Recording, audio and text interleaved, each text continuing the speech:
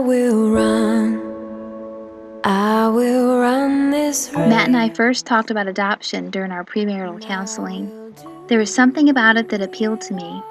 I admit it was much more of a romantic, rose-colored glasses view of rescuing an orphan than a true understanding of the gospel, or a true understanding of the way adding orphans to a family mirrors God's work on the cross, or a true obedience to God's call to care for widows and orphans. During the first few years of our marriage, God quickly added 3 biological children to our family. Our hands were full, but the desire to adopt grew and grew. In the summer of 2010, we pursued a domestic U.S. infant adoption and were devastated when it failed. We temporarily quit the adoption journey. We still deeply desired to add to our family through adoption, but emotionally we needed time to recover. Little did we know that in those early weeks of questioning God's will and wondering if He had a child for us, a baby boy was born in Hunan, China. 19 months later, he would join our family forever. By the summer of 2011, we were ready to re-enter the adoption process. I spent hours getting all our documentation in order for a China special needs adoption. In August, our home study was complete and we were waiting on some approvals from the U.S. government. We also discovered we were, very surprisingly, expecting another baby. While we seemed farther and farther from my idea of the perfect way to build our family, we were confident God never lost course. This was exactly what He had in mind. So while we waited for paperwork approvals, the baby in my womb and the orphan who would become our son grew and grew. In January, 7 months after beginning the China Special Needs adoption process, we saw John Paul's face for the very first time. John Paul's story is a mixture of grief and joy, abandonment and rescue, despair and hope. Born with cleft lip and palate, John Paul was abandoned when he was 2 days old. He spent 1 night in the orphanage, and then, at 3 days old, we saw the earliest glimpses of God's grace. Probably because his cleft made it difficult for him to drink from a bottle, his orphanage director sent him to a foster family.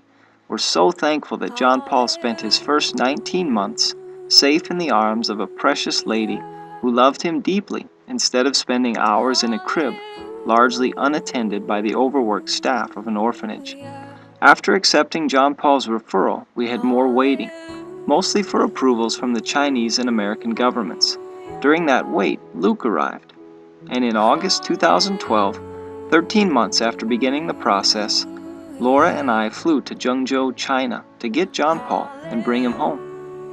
My heart beats faster just looking back at these photos. I had no idea how deeply John Paul's arrival would rock my world. I had no idea how hard it would be to graft him into our family. I had no idea how weak I would be, yet how much strength God delighted to give when I stepped out in weakness. I had no idea how desperately I needed Jesus. We brought John Paul home and watched his personality emerge. The quiet shell of a little boy who scarcely made a peep for the first few days turned into a toddler with a larger-than-life personality. But it wasn't all easy. In fact, it was very, very hard. I didn't know him, and he didn't know me. All of our hearts needed time to figure out what to do with our new family reality. We're often asked by neighbors why we adopted when we already had 4 children. The simple answer is, God gave us this child. We believe all life is valuable, created in the image of God. We believe that each and every child, each and every orphan was fearfully and wonderfully made by the Lord of heaven and earth. We believe that children belong in families, that children are blessed to be raised in homes where they see and hear the gospel daily. We believe that Christians are called to care for orphans in their distress, and we believe that God delights to take stories of grief and despair and turn them into stories of hope and life. And ultimately, we rejoice that God gets glory when His power is perfected in our weakness. If adoption was easy, it would make people look good. Adoption is hard, and our prayer is that our adoption journey would make God look great.